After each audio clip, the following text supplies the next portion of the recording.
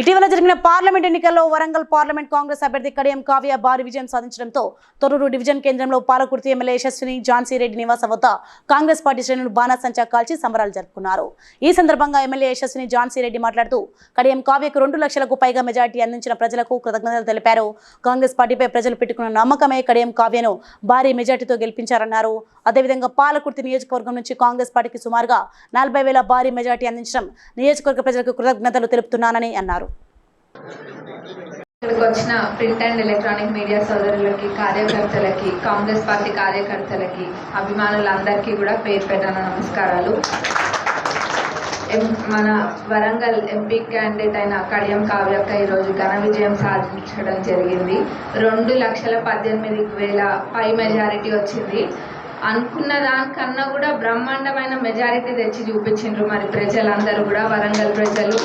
అందులో మా పాలకృతి అందరికన్నా ముందున్నందుకు ఇంకా చాలా సంతోషంగా ఉంది. ఆ రోజు ఒక మాట చెప్పినాం, మాకన్నా కూడా మంచి మెజారిటీ వస్తుందని చెప్పినాం. నిజంగా కూడా మరి మాకన్నా కూడా ఇంకా 10,000 మెజారిటీ ఎక్కువనే వచ్చింది. మరి కావ్య అక్కకి అందరూ మా పాలకృతి అందరి తరఫున కంగ్రాచులేషన్స్ అని మరొకసారి చెప్తున్నాం.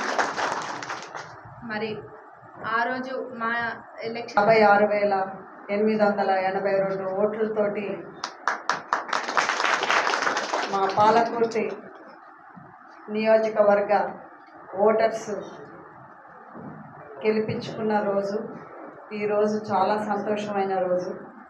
మరి అదేవిధంగా కష్టపడి చేయటం జరిగింది. సో దానికి తోడు మన పాలకుర్తి నియోజకవర్గ ప్రజలందరూ కూడా ఎక్కడా తగ్గేదే లేదని మనం గెలిపించుకోవాలి. మరి తప్పకుండా అప్పటి వరకు కూడా మనం ఇదే మొమెంటం సాగిద్దాం. మరి ఎంత నమ్మకం పెట్టుకున్న వాళ్ళందరికీ కూడా థ్యాంక్ యూ. మరి మీడియా మిత్రులందరికీ కూడా పేరు పేరున ఉదయపూర్వక నమస్కారాలు. Please like and share, subscribe to BCN Telugu News.